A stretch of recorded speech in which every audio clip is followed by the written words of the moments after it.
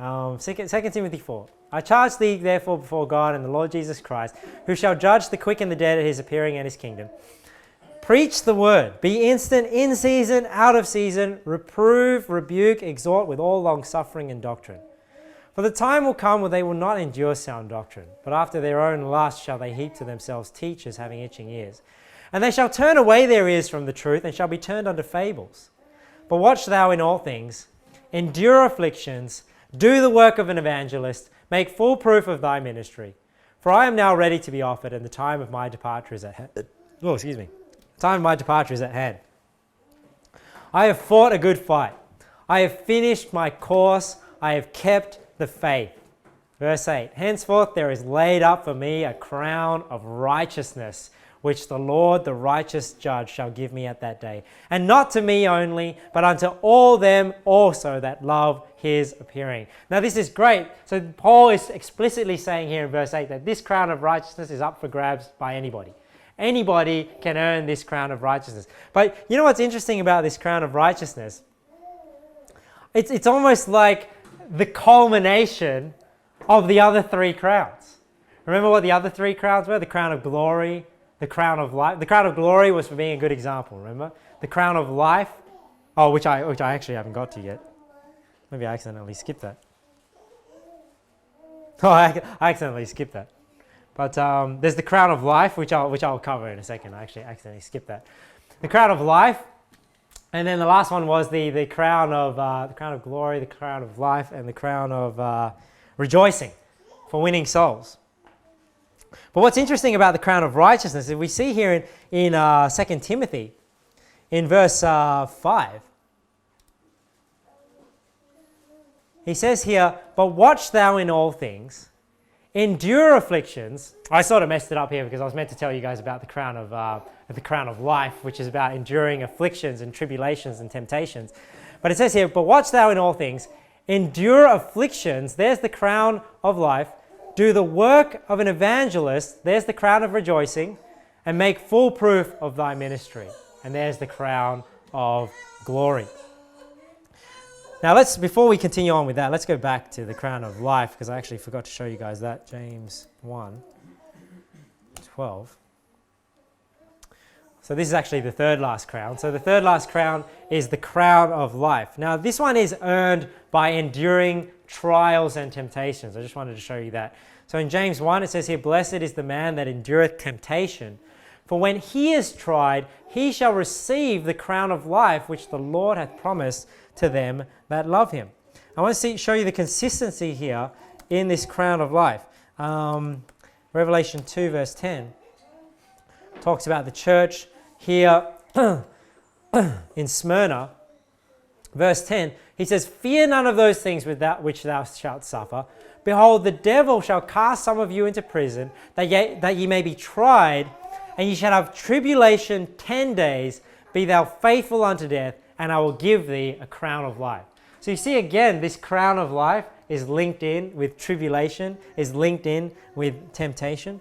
Let me show you here in Revelation 3:10 again. It says here, because thou hast kept the word of my patience, I also will keep thee from the hour of temptation, which shall come upon all the world to try them and dwell upon the earth.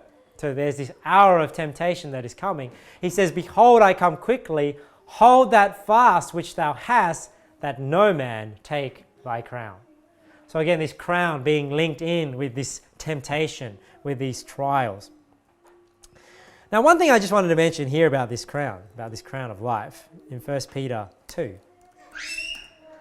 Of the three crowns, the crown of glory, the crown of rejoicing, the crown of life, I actually think this crown is probably the hardest one to earn. And why is that? Because I think it's easier to be a good example. Hey, it's easier to go soul winning and win souls to Jesus Christ when everything's going well.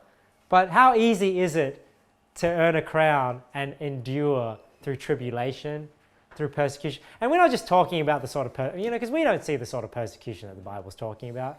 I mean, it's not just, having no friends at work because, you're a Christian, or, not being able to go to the clubs anymore. Your high school friends don't want to hang around you anymore because you're a holy church roller or something. You know what I mean? That's not persecution. Just people laughing at you just because you go to church or because you read a Bible. I mean, persecution is actually being, think about what happened in the Bible, like beaten, not having anywhere to live, being cast out, fear of death. This is the sort of persecution that we're talking about, actual physical persecution. Nowadays, it's just more spiritual.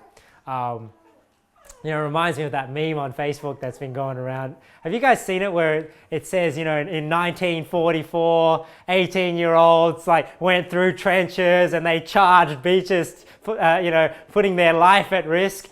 But in 2015, 18-year-olds need a safe place because words do hurt. And it's like this person with red hair and in front of their webcam.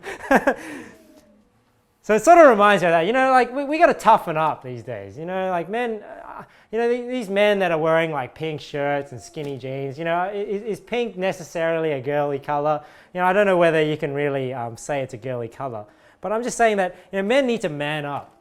There's a lot of men that are a bit too girly, especially people amongst my own culture, I'm ashamed of my own culture when I see Asian men sometimes. I'm just man, why are you guys so girly? Man up a bit. And even the way they talk, have you ever worked with these really girly, they're not homosexual. They're just really girly and really weak, and the way they talk with a feminine voice, and you're just ugh, it's disgusting. But we need to man up a bit and take some of this persecution and not be so fearful of what people think, because we don't go through the sort of things that the apostles went through. But what was I saying? I was just saying that this crown of life, I think, is probably the hardest one of the three to earn. And look at this in 1 Peter 2. He says here, "For this is thankworthy, if a man for conscience toward God endure grief, suffering wrongfully. For what glory is it if, when ye be buffeted for your faults, ye shall take it patiently?"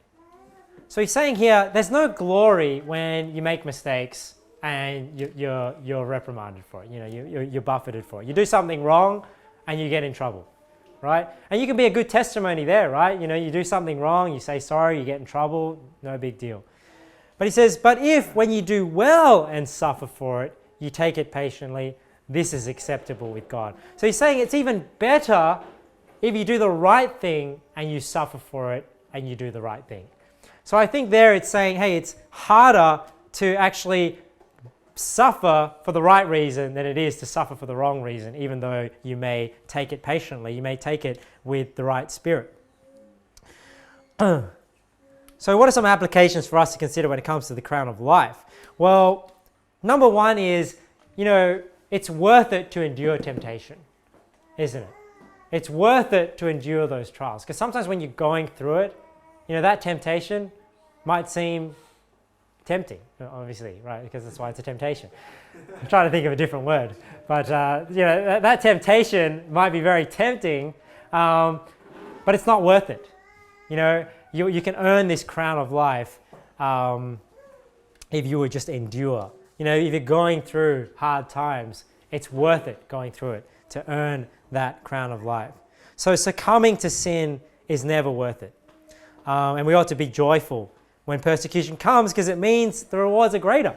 Because every time you come across hard times, you come across temptation, hey, that's a chance to earn this crown of life.